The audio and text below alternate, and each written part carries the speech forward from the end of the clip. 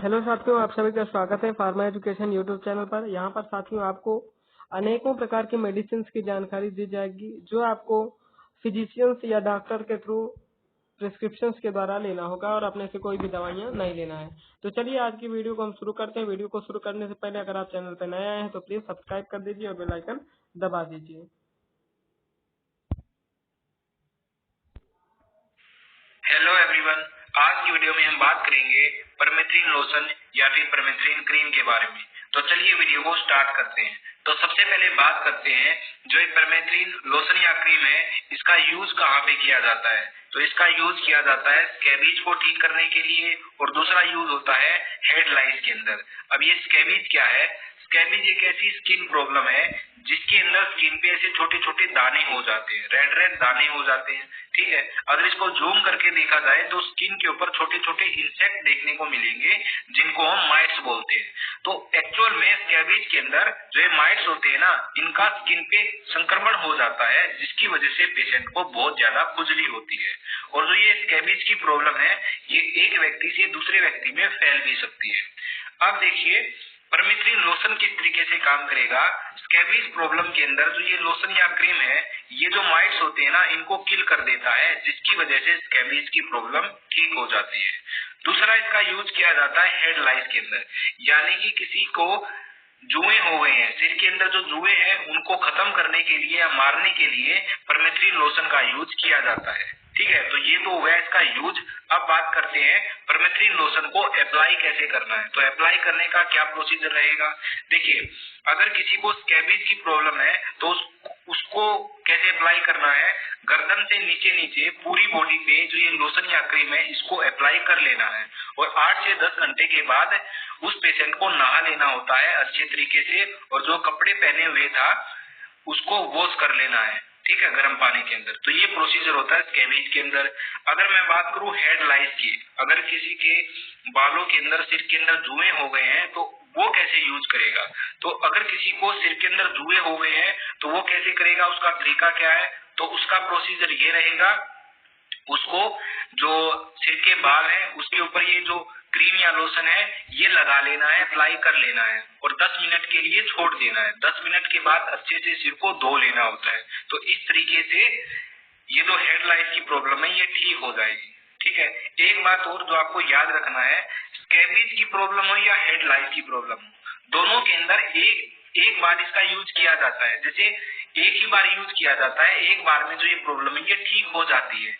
अगर मान लो एक बार यूज करने के बाद ये प्रॉब्लम ठीक नहीं हुई तो फिर क्या होता है, फिर डॉक्टर बोलता है कि आपको 1 वीक के बाद फिर से दूसरा ट्रीटमेंट करना है इसी प्रकार जैसे पहले किया था।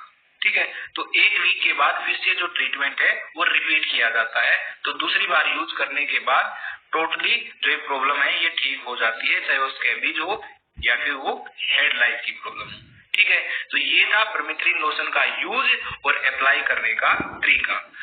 आगे बात करते हैं, ये वही है जो मैंने अभी बताया कि किस तरीके से अप्लाई करना है, तो आप इसको पढ़ सकते हो। आगे बात करते हैं साइड इफेक्ट की, क्या क्या साइड इफेक्ट देखने को मिल सकते हैं। साइड इफेक्ट जैसे इचिंग, मान लिया कोई पेशेंट है जिसको स्कैबीज है, स्कैबीज के अंदर इचिंग होती है यानी कि बहुत ज्यादा खुजली होती है, लेकिन उसने लोशन लगाया, लोशन लगाने के बाद और ज्यादा खुजली होने लगी, तो ये क्या है, ये साइड इफेक्ट है इसका। ठीक है, तो इचिंग देखने को मिल सकती है, जो स्किन है वो और ज्यादा रेड हो जाएगी।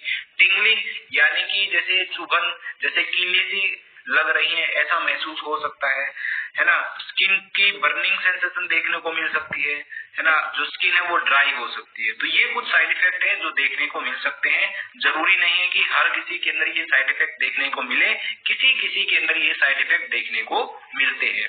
अगर इनमें से कोई भी साइड इफेक्ट या इनके अलावा कोई भी साइड इफेक्ट आपको देखने को मिलता है तो तुरंत आपको ये लोशन या जो क्रीम है ये बंद कर देनी है और डॉक्टर से कंसल्ट करना है।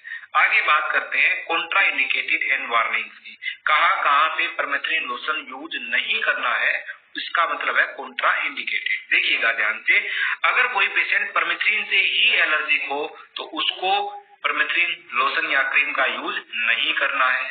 या फिर वो पायरिथ्रोइड्स जैसे कि रेथिमेथ्रिन या सुमेथ्रिन इनसे एलर्जिक हो तो भी इसका यूज नहीं करना है। ठीक है, 2 महीने से कम का जो बच्चा है उसके अंदर भी ये टोटली कॉन्ट्राइंडिकेटेड होता है परमेथ्रिन का यूज करना। और ध्यान रहे 12 साल से जो कम उम्र के बच्चे हैं उनके अंदर भी जो परमेथ्रिन ये लोशन या क्रीम है ये बहुत ही सावधानी के साथ यूज किया जाता है। ठीक है, अगर किसी को लंग डिजीज है, जैसे किसी को अस्थमा है, तो उसके अंदर भी ये रेकमेंडेड नहीं होता है परमेथ्रिन लोशन या क्रीम का यूज करना। ठीक है, नेक्स्ट आता है एक्सिमा। एक्सिमा ये भी एक स्किन की प्रॉब्लम है जिसके अंदर स्किन इन्फ्लामेशन हो जाती है या फिर जो स्किन है वो रेड हो जाती है, इसके अंदर भी खुजली होती है। तो अगर किसी को एक्जिमा की प्रॉब्लम है तो उसके अंदर भी परमेथ्रिन लोशन यूज नहीं किया जाता है। अगर किसी पेशेंट को एक्जिमा की प्रॉब्लम है तो उसको डॉक्टर को बताना चाहिए कि मुझे एक्जिमा की प्रॉब्लम है, ताकि डॉक्टर उसके अकॉर्डिंग आपको दवा दे सके। ठीक है, तो ये वो कंडीशंस है जिसके अंदर जो परमेथ्रिन लोशन या क्रीम है वो कॉन्ट्रा इंडिकेटेड होती है। ठीक है, तो ये थी आज की